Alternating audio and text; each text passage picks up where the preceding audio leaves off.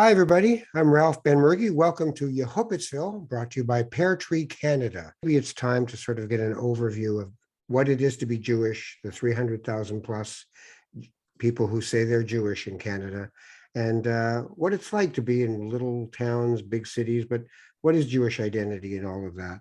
So to do that, Robert Brym is a professor of sociology at the University of Toronto. He's also the S.D. Clark Chair in Sociology at U of T. He's a published author, cited like crazy if you're of the academic persuasion. And his books include New Society and his latest, Sociology, Compass for a New Social World. And he joins me now. Hi, Robert. How are you? I'm fine, thanks. How are you doing, Ralph? Where were you born? St. John, New Brunswick.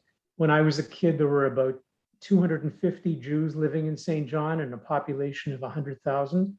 In my day, there was a guy in the St. John City Market, a Jewish guy by the name of Eddie Gordon, who sold meat, including kosher meat, and then they found out it was horse meat. Oy. So he was immediately fired from that job. In the Maritimes, for Jewish life, the magnet was Montreal, right? It wasn't Toronto. Oh, Toronto was barely known. Yeah.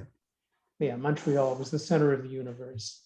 In the greater community, I was completely marginalized. I mean, my parents were born in Eastern Europe, which in itself was unusual in St. John. Most of the Jewish residents of St. John had been there for generations already.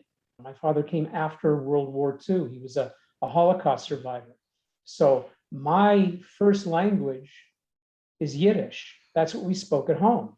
And as far as I know, and I'm very proud of this fact, I'm the only person in my generation east of Quebec who grew up speaking Yiddish. I felt quite marginalized vis-a-vis the general community.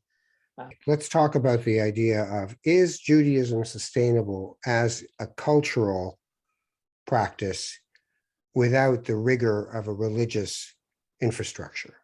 I believe so. Their Jewish identity is resilient, and it will be resilient among their children. Beyond that, I can't see. Now, tell me about that. To be from a really small Jewish community in New Brunswick to going to Israel itself and becoming, for the first time in your life, the dominant culture. Yeah, it was great. It was wonderful. It was amazing to me that, you had Jewish police officers here and Jewish criminals and big criminals, not just petty ones. It was a wonderful experience. I really enjoyed it. Can you, though, see a time of a post-religious Judaism or even a post-congregational Judaism in Canada? Because there are, in millennials and in younger generations, there is an affinity to the culture, but not to the religion, and not as strong an affinity for Israel as previous generations. How's all that going to play itself out on a Canadian landscape, but outside of places like Toronto, where there's the vast majority of Jews in the country?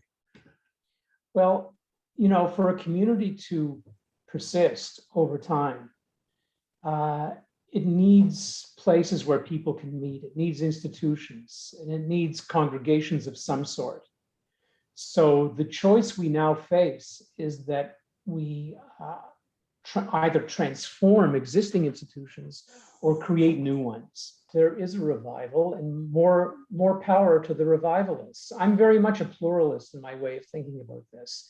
I think we have to have many new efflorescences, many new institutions and ways of being Jewish develop over the coming years in order to have the continuity in the community. Nobody can develop their individuality without others. You need to be involved with others in order to know who you are, because others tell us that. Our interaction with others informs us about what we are and who we are. We see ourselves through the eyes of others. So there's no individuality in isolation. There's only individuality within a collectivity.